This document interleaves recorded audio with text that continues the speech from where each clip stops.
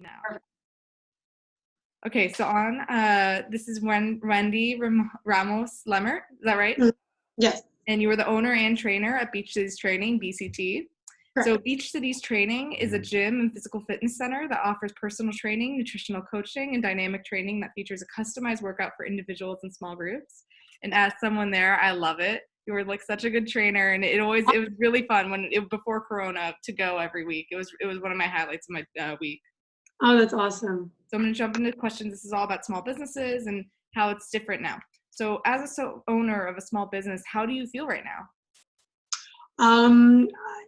I guess some of it is frustration, a little frustration without getting too soapboxy, because you can definitely get soapboxy in a question like that. But I'd say right now it's frustration. There's no, even though it sounds like there's help for all these small businesses, as of today, I haven't received, there hasn't been any help.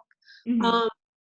It is frustrating, but the one thing I do have to say is all the businesses where I work, where all the other businesses, we have been able to sort of come together as a group and sort of help each other out, whether it's talking to the landlord who owns the property, or to kind of give each other information as to what's out there. There's so much information right now as it is, with loans and what to qualify for and applications and things like that, and other companies, bigger companies that are trying to help smaller companies continue to be able to keep their employees and pay all their bills. They're offering things like that. So it's nice to get together with other small businesses to sort of give each other sort of the morality, the upward momentum of help that you normally might have felt alone in. You don't feel alone when you have other organizations sort of in the same boat as you. So sort of a mix of frustration and sort of you still feel like this community's taking care of you. Mm-hmm. Yeah, no, that's a really good way to put it. Like, there is a lot of like major businesses, like I'm pretty sure Amazon is taking loans, and Amazon does not need loans. They have so much money, and it's the problem. They're taking it away from small businesses that really do need it, that are struggling. Exactly. So what changes to your business model have you made to accommodate our circumstances? So obviously, because it's a gym, you can't go in, but have you done like stuff via Zoom, like, little like things like that? Yeah, so the last, we've been closed since March 13th, I believe, is about the time that we got our notice sort of from, mandate from LA County, saying that gyms and those kind of non-essential businesses need to close. So that first week was sort of like trying to figure out what to do, like what's out there that I haven't, and that was on me. I haven't pursued an online sort of model for my business because I never had to. We always trained in the gym, and at the very most, I went to a location like a park, or I went to their homes. I never had to train somebody online, and I had heard some trainers that were doing that. They were training online. So that was one of the things that I have had to change, is sort of incorporate. And I don't mind someone one-on-one where I'm in front of them and we're talking, but for some reason, as soon as you get a camera involved, or as soon as you get some sort of video involved, it's a little nerve-wracking. So that's where, or any kind of like recording I'll record my kids like crazy in their videos, but when it comes to me, I don't like it. So it kind of makes me nervous. So kind of doing that now has pulled me out of my comfort zone, where I'm one-on-one with a person and I'm totally fine with that. But when it comes to camera, not very good at it. So that's one of the things we've had to change. We've had to add sort of the online aspect of it, and learning those new technologies that I never knew existed, like Zoom. I'd never used Zoom until now. Oh yeah. So that's part of the things that we did have to change. I had to adjust to and make those accommodations for our clients, especially to be able to see them, regularly, or at least, semi-regularly, not as much as before, but semi-regularly. Well, so like as a mother of 2 young children, you have to also work your schedule around that, because, kids, they're out of school, so they're running in and out of cameras, and, it's like a struggle. I mean, they were both going to school. They canceled both of their schools. And I normally have a nanny that takes care of them when they aren't in school while I'm working. But because she's also older, she's over 70, it's not safe for her to be in the house with us. She needs to quarantine with her family. And so she's been out of the picture from us since that week of the 13th. Yeah. Sort of like, well, I'm not working, so I don't really need you right now. But I could really use her right now, because it would be nice to be able to just say, watch the kids while I finish working with my clients, and I can add more, sort of Zoom meetings and 2-3 times a week, or 2 or 3 times a day versus only 2 or 3 times a week, which is limited to now. Very true. So what would you say to someone who doesn't support small businesses? Because there are a lot of people out there who they just don't feel like it's necessary, or they just don't want to. I think being a small business owner is not for everyone. I guarantee you there are some people who they don't like it because the part of it could be the security of it. There isn't security in being a small business owner. There's a lot of support in that there are a lot of small businesses, but I don't know the statistic off the top of my head, but I do know most of the people that I know, and I come from both my parents, even though my dad's an American citizen and he was born in the U.S. in California on a U.S. base, his parents are immigrants, so he has that mentality of no, you don't ask for help, you help yourself. So when he went to go start his business, he didn't ask for a loan from the bank. He didn't ask somebody to, he didn't ask a big company to invest in him, and then he has his business. He saved up, worked, at various different offices, and then he saved up enough money to start his own business. And the loans he did get were maybe like a personal friend of his was like, I want to give you this money, but this is when you're paying me back. And it was sort of in the same vein with me. I didn't have a big bank come and back me up and say, okay, I want to open a business. This is my business model. I need you to invest in me. It was an individual that invested in me and helped me open up the gym. So I don't have sort of a relationship with the bank the way some bigger companies do. So I can see where the idea of the bottom falls out. If my basket falls, like it just falls. You have contingency plans and you set up your lifestyle.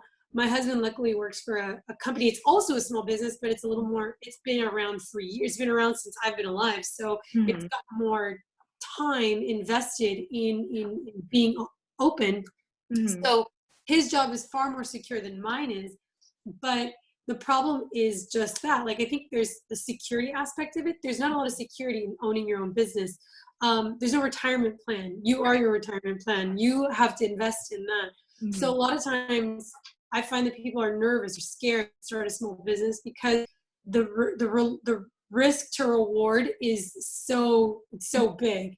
But I've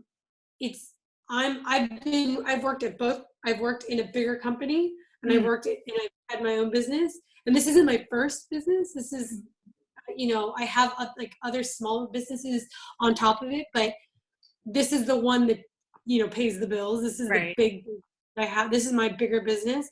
The other stuff is more like a hobby that I've sort of turned into, sort of using my small business skills, incorporated into that one. You sort of like they're not the same model, but it kind of helps to have an idea of like, where do I spend my advertising? Where do I put, my money, my main money into?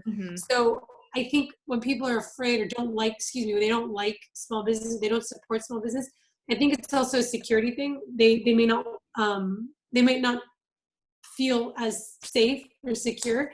When it comes to like people supporting small business, I think you find a lot more people, even if they work for a bigger company, are more willing to support a smaller business. They see somebody, especially a mom, a single mom, they see a family. When you bring in sort of the dynamic, I feel a lot more people are willing to take a chance to work with you versus like 24-hour fitness, where you find out, the CEO does this, that, or the other, and you're like, oh my God, I didn't know that. Like, do I want to be affiliated with it? Do I want to be associated with that? So I find that a lot of people, especially in our smaller town of Manhattan Beach, of Redondo Beach, Hermosa Beach, they're very big on small businesses. And most of the people that I train, they may not be in small business, but they enjoy knowing that, okay, when I invest in Beach Cities Training, I'm investing in Wendy's kids and her family and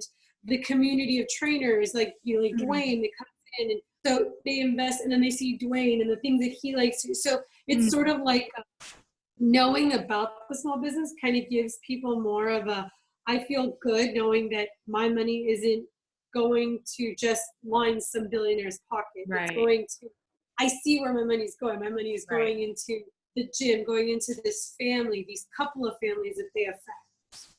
I mean, that's kind of like, even like from a different scale, like, the whole Chick-fil-A thing where they support, homophobic things. And a lot of people, they don't like to go there and spend their money because they're knowing this is contributing to that. Exactly. This is affiliated with that mark. Right. Maybe not every person that goes in there, feels the same way, but I'd say the majority of people who, they don't want to support something where, somebody is, supports, maybe they don't support certain gun laws, and the person company is a big NRA member. So it's like things like that with a small business, you can kind of see where your money is going and understand what that person supports and that person's affiliated and their backing and their beliefs, and if they're meshed with yours. And there are a lot of businesses that they hide a lot of times what their CEO or the person that's high up in the company does or is affiliated with, and you're like, wait a minute, I'm not in line with those same beliefs. So kind of talking about what we talked about before, how the government has been providing loans, I believe they're called SBAs, and for small businesses. And all these major chains have been able to access this through loopholes in the system. And the government's run out of money, and a lot of these huge chains have it. So how does that make you feel? I mean, just knowing as a small business that these major chains who don't need, the money are taking it. I mean, it's very frustrating. I talk a lot with my parents because, like I said, they own their own small business. Their business has been going on, longer than I've been alive. So they've had their business probably actually about the same. They probably opened the business when I was about Genevieve's age, which is about 5. So, they've had a 30-year business, and this is the first time they've dealt with something like this also. So this first time I've dealt with something like this. I've dealt with other things, but this setback is so different in the scale of, there is supposed money out there, and it's all theoretical money. The money is there, and you have access to it. You have to apply for the loan.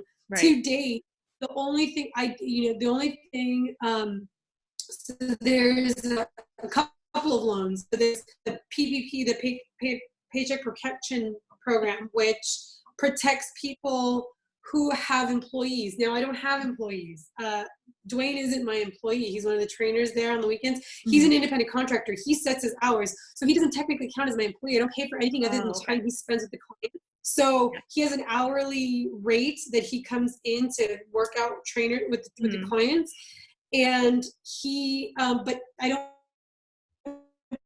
pay for any benefits after he only works about an hour and a half in a week in my gym. So it doesn't, for him, he works in other places and he has other companies that he works for. So he's mostly an independent contractor. It allows him the freedom to work anywhere he wants without repercussion. But then it also doesn't protect him. And that also means that I don't have employees. So I don't qualify really for the PPP. There's another one that's like a grant. And that one I did get because I'm a single person sort of employee. I pay myself.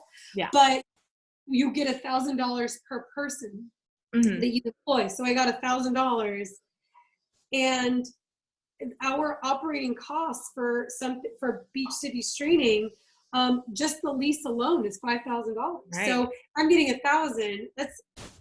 That doesn't even hit the tip, take a little bit off the edge of paying a lease. And my landlord hasn't been, he's been nice in the sense that he didn't ask me. He said that I had to ask for it. The 3 businesses had to ask for it, but we didn't have to pay for April. And May, we've been asking him if we could just pay the common fees, which every business has. Right. And even that, he's like, I don't know if I like that. And we're explaining to him, you know, they said they may open May 15th. Mm-hmm. And if they do, we'll pay you the prorated amount for May. And he wants the full amount for May. And I'm like, we don't have the money. We have no generated revenue to pay for that. So how is that? And we're not even allowed to use the space. And forget not being able to use the space.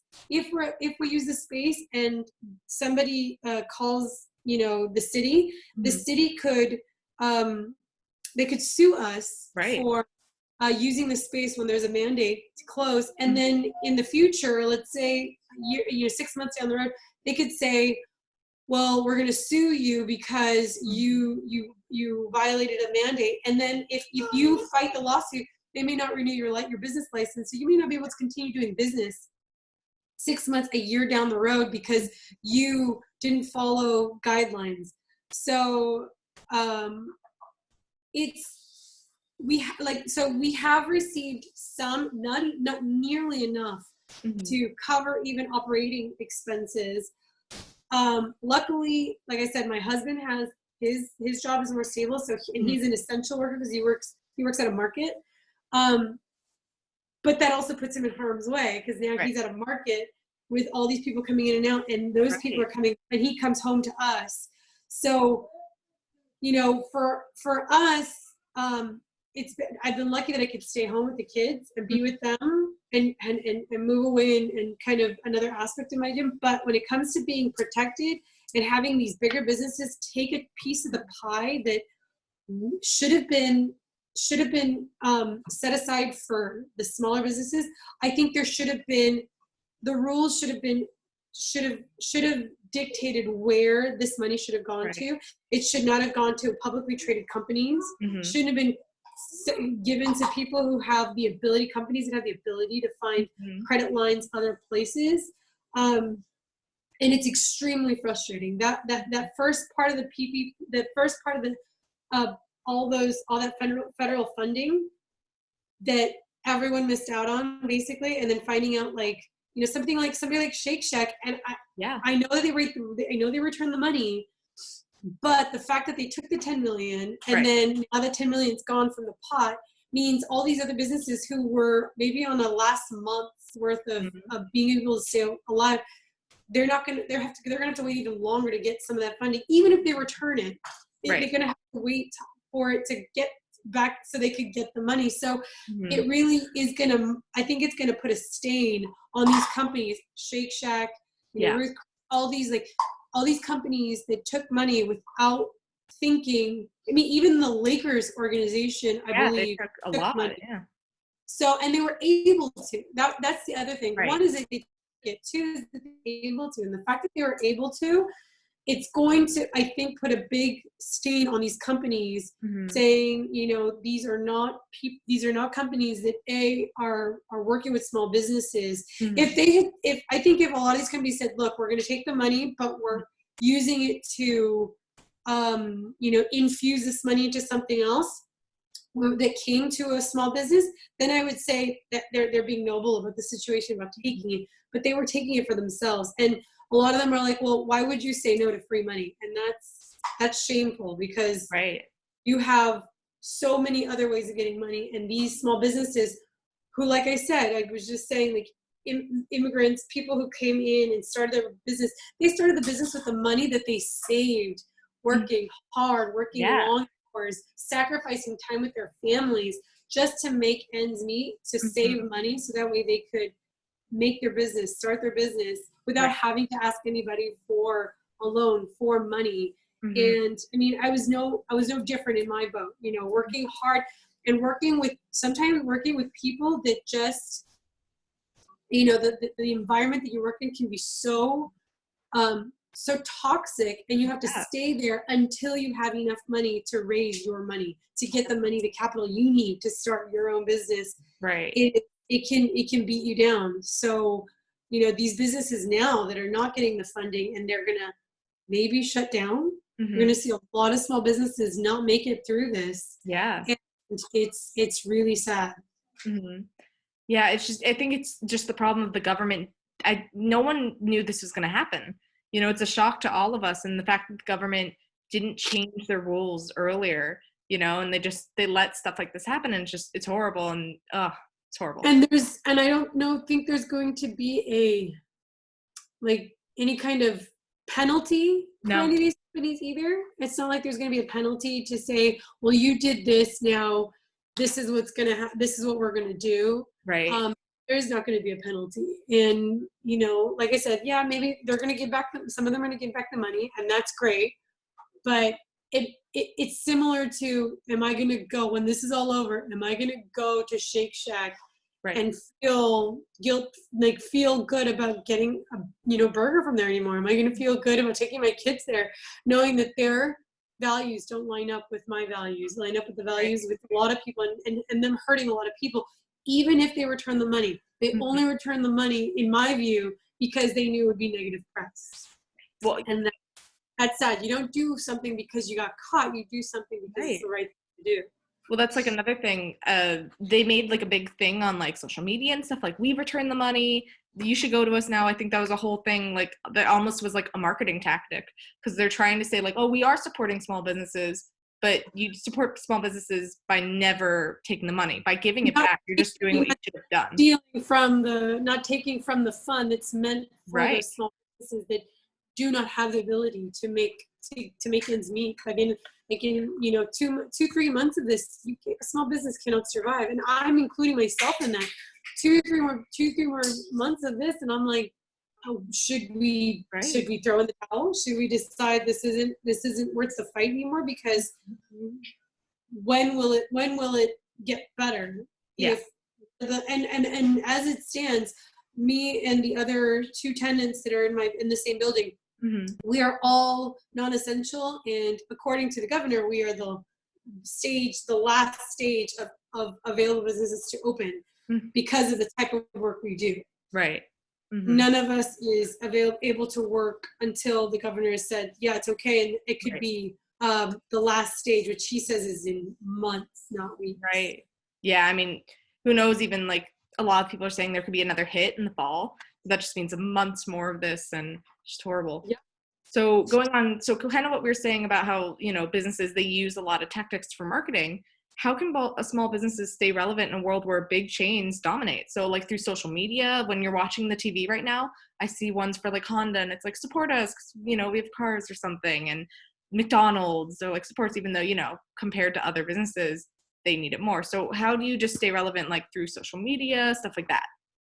Well, and that's a subject that's very difficult for me, even though I'm not that old. The generation I'm a part of, when they started this whole social media thing, Facebook, I believe when I opened my first Facebook account, it was after they'd launched it for people to use it outside of being a college thing. I know that at first it started where you had to be in college, you had to set up with the college ID. By the time I got to Facebook and knew about it, it was open to anybody, even if they didn't have college ID or college email address. So that was really late in the game. And then my first business was it wasn't as easy and more streamlined as it is now with social media and being able to get onto Instagram and post something, and sort of partner with someone that's got more followers and more views. So because of that, this business, it was easier to continue and manage and get the sort of the notoriety that we have in that area. But because I'm not like Honda and McDonald's, and I'm looking for a worldwide audience, I'm looking for a very small individual, a very singular audience of Manhattan Beach, Hermosa Beach, Redondo Beach, possibly like Lawndale, and those areas. It's not, El Segundo. So my area is so small that where I do my advertising is through social media. Now with this whole situation, it's gotten me closer to my colleagues, the other business owners next to me. So by starting sort of a sort of like the three of us getting together and offering, kind of a cross promotion between the three companies, because we all sort of like meld with one another because we all have health and fitness sort of ingrained in the overall, and it's the hair salon and the beauty esthetician, and then ourselves. It's sort of all kind of in the same group, so we can cross promote. And so I know that in the future we're planning on doing some of that where we cross promote with each other. Each of them they've got less time in the business than I do, but like Clara, who's the doctor who has the injectable office next door, she's younger. So she's a few years younger, but because she also has younger staff, they kind of know the ins and outs more of social media. So by kind of working with her, kind of helps us kind of maneuver through that world, because even if I'm only 36, I feel like I'm 56, 66, trying to figure out what the hell's going on with some of this stuff. I have no idea sometimes, and I'm sort of going by learning from others and kind of talking to other business owners, typically that are younger companies, younger staff, that can kind of give me the information, because it's not an easy situation. Social media changes so quickly. Like, oh yeah. At one point it's like hashtag like crazy. Make sure you got tons of hashtags, and then now it's like don't put that many hashtags, like, because you put too many hashtags, you look like you're desperate. It's like, oh, okay, what is it next week? So that's where it's a little tougher. And I think, I've always been the mentality of, I don't do social media is not what I do. I do training. I do fitness. So why try to figure out something that's not your area of expertise? Find somebody who knows about this stuff. If it means hiring somebody, spend the money where you're going to make the money. If advertising is basically where we get our clients coming in, have somebody that that's really good and work that marketing strategy for you. If not, coaching you in this marketing strategy, setting you up so that way you know exactly what you should be doing. And it's kind of like training. Like, you go there, you train, you do the work of figuring out what you need to do to change your body.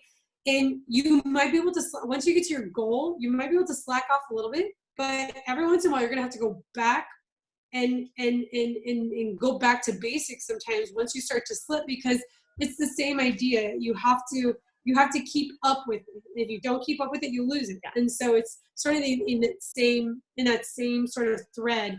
So I always have I have a couple of people that I know that do marketing and stuff like that. So every once in a while, like, might send something or shoot something by and say, like, what do you think? Like, oh no, that's not relevant anymore. You should do this, you should do that. So they do help me a lot with that kind of stuff. Well, that's hard. Like with these big businesses too, they have a whole team of marketing people. And you as a mom, you have 2 kids, you're working a full day. You don't have time to figure out what's new, what's not, Exactly. So, right. Yeah. So, obviously people have reacted differently to the pandemic in relation to small businesses, negatively, positively. What are some like negative and positive things you've seen? Like, there was a hashtag going around for a little bit. I think it was called the Great American Takeout, something like that. And it was all about eating out at these small businesses to really support them. So what are just like positive and negative things you've seen?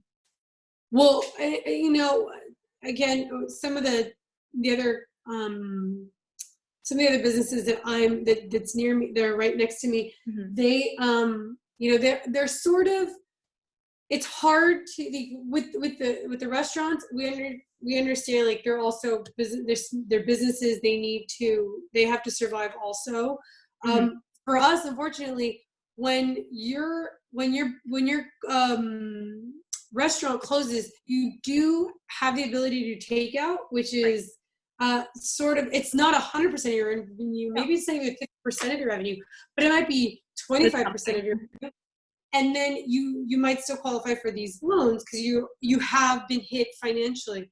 For us, the hair salon, she may not be able to, she can't do anything in the salon. And then technically she's not allowed to go to people's homes. Right. For myself, we're not technically allowed to go to people's homes.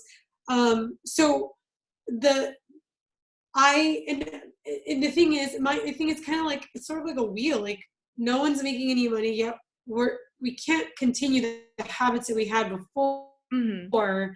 Stuck at home all day, and then when you, so it's sort of like that whole hamster wheel. Like, it doesn't matter. We can't continue the same struggle. So the struggle is the same, and I understand that's going to be a problem. Like, when I get back into training, when we're allowed to go back into training, there might be some people like, I cannot come in for a couple months because I got laid off of work, or they've cut down my hours at work because of situations going on right now.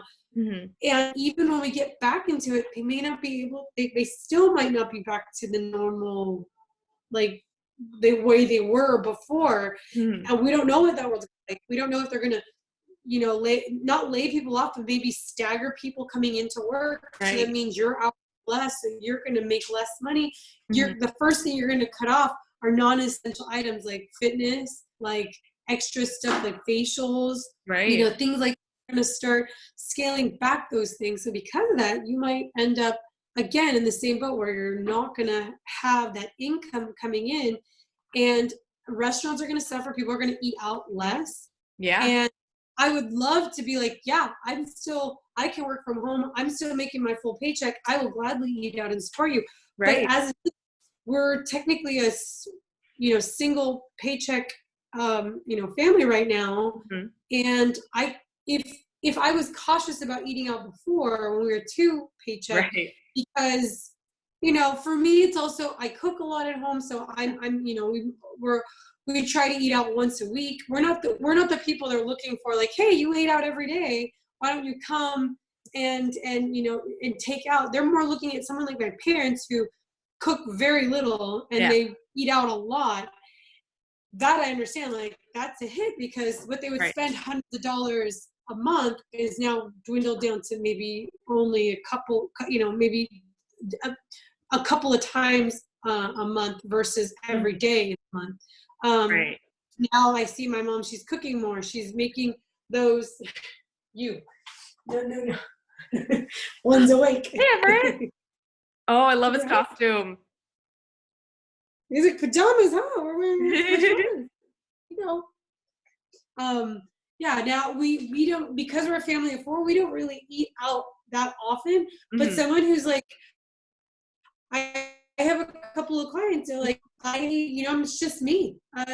Someone like Lindsay, it's just her. So when she makes a recipe, it might call for 4 servings. She's like, I'm not gonna, it would be cheaper for me to eat out and get a couple of times, meals out of one thing versus making, and then maybe, she's always out. She's always working.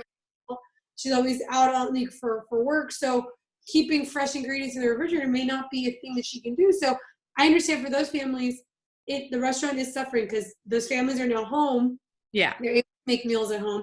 And I would love to be in that family where we could be like, you know what, let's 2 times a week, let's order out. Right. We're just not that way. And that's hard. And it's hard because it just keeps going around and around. It hits me, it affects them, it affects me, and then it continues to affect people. This is huge. And until things sort of get back to normal, I mean, a lot of these restaurants are probably looking at, they were saying that restaurants are going to be one of the bigger ones hit. A lot of them are going to take a hit on this. They're not going to make it to the end of the year, by the summertime. Yeah. And that sucks. It's really sad. And I know a lot of people are like, the restaurant that I don't want to go down, I want to keep these restaurants. So they really try to sort of invest in them in a sorts. But yeah, it's really tough. It's going to be a really tough battle for everyone. And again, small businesses that don't have the capital to just throw out an ad on YouTube for thousands, millions of people to see, Right. lose out on that revenue because no one is thinking about them. They're thinking about McDonald's, like you Right. said. That, oh yeah, that's right. Employees of McDonald's, they need we want to keep them, open and safe, and Right. that's really tough. Mm-hmm. Well, so last question, and this is kind of, I think we know the answer to this one, but do you think people should support small businesses? I mean, absolutely. I think, and I'd say people who don't support small business, those are mom and pop stores. Those Right. are, these are, even these some of these small businesses, because like I said, they're run by individuals, by families. I Mm-hmm. remember even my dad's office for a long while. I remember stuffing, this is how like long this was. I remember flyers that they had like printed out Mm-hmm. and like tri-folding them and throwing them in envelopes that my mom had printed like labels for. And we were gonna label, and I think they were flyers for other dental offices and businesses in the area that they were marketing towards. That was their marketing. They like Yeah. envelope stuffing. And I mean, they don't have it anymore. They don't do it. They do something similar with the postcard stuff, but even that's kind of died out. Yeah. But I remember sitting there and licking the envelope, shutting it closed, putting it in, doing all that stuff, because you didn't get the peel away envelope, because those, if they did exist, they might have been the more expensive version. So my mom was like, no, we'll just lick them. That's fine. And like mailing them out and having them go out to businesses and other offices, other dental offices, and letting them know that they were open and they were there. And so, like seeing all that, if you knew sort of the beginnings of a small business, of these smaller businesses, then you might be more inclined to support them, because it's, and I think a lot of them, it's like, getting on social media and saying like, I want to introduce myself again. And it's one of those things that you're going to see a lot as these next few weeks, months roll around. You're going to see a lot more of these small businesses reintroduce themselves. Like, this is what you're supporting. This is who you're supporting. These are, this is my daughter who's, it could be special needs. It could be, your son that, is working for a certain goal in college. Like, you put this child through college because you supported my business. Like, your contributions help my daughter finish med school or finish, design school, whatever it is. So to know that you were part of that investment and you created another person that's going into the world that's, going to support more businesses, is affluent enough to be able to afford going to these restaurants and supporting all these other local businesses, I think is, and the more you see sort of these businesses, the more people want to be in that area. You're going to find, younger, more affluent, more, you're going to see generations of these families in your area, and you're just, it's going to be a benefit not only to our schools, it's a benefit to our communities, and just giving and like I said, once people kind of see like who they're supporting, I think it helps them understand what they're supporting, where their money is going to. Whereas you send your money, I mean, I order off of Amazon, don't get me wrong, but like knowing that, that money that you spend, some of them are businesses that are going through Amazon, which is great. But, again, you're like, well, is it going to the small family or is it going to Jeff Bezos? And that's where you're like, you gotta, since this has happened, I'd say some of the things that have changed is sometimes if I don't, before Amazon's like, I need it right now. And I get it now, but I don't use it for another week. Like, that's terrible. So a lot of times now what I've done is I've actually shopped more on like Etsy, like actual people from Etsy to buy stuff from. Like, let's say I liked something, but they might have it on Amazon. I might go to their website and buy it from there versus through Amazon.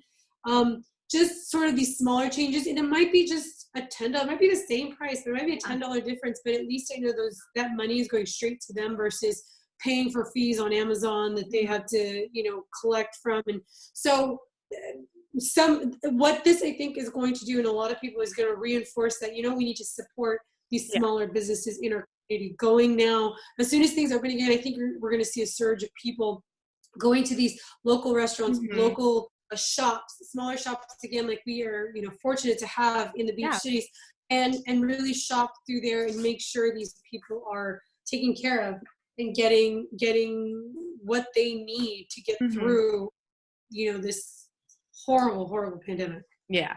Well, thank you so much. This is really, really helpful and really insightful. Awesome. I'm glad I was able to help. Yes, thank you so much. And Everett was really cute. Oh, he's still not asleep. All right. Well, thank you so much. Of course. Anytime.